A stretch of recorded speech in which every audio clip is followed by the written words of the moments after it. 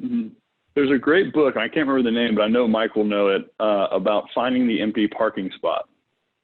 Mm.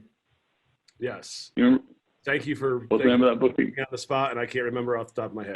But yes, finding the empty parking spot. What differentiates you? And oh, by the way, where is there an open space in the market that no one else has latched onto, that nobody else has identified, and you can make yourself prevalent and relevant by putting yourself in that spot and differentiating yourself from everybody else. Mm-hmm. Yeah, great book on, and what you talk about there, Randy, is positioning. And a great book that everyone should write down. If you haven't written down People Work, Chris gave away the PDF there, but if you haven't read The Conversion Code, buy The Conversion Code. But the other book that we should recommend is by April Dunford. Her name's April Dunford. She's a technology executive. She wrote a book called Obviously Awesome, and it's a book about positioning. And it's the single best book written on positioning, in my opinion.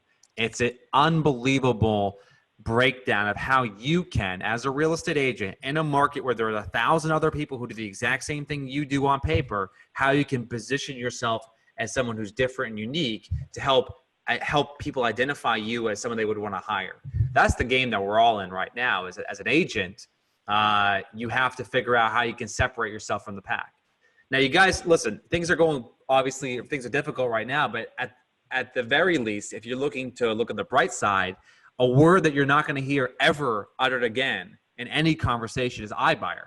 So, think about that for a second, right? You may be going through a global pandemic, but you're not going to be dealing with all these iBuyer companies that were banging down your door. So there is some positivity here for our community, Randy.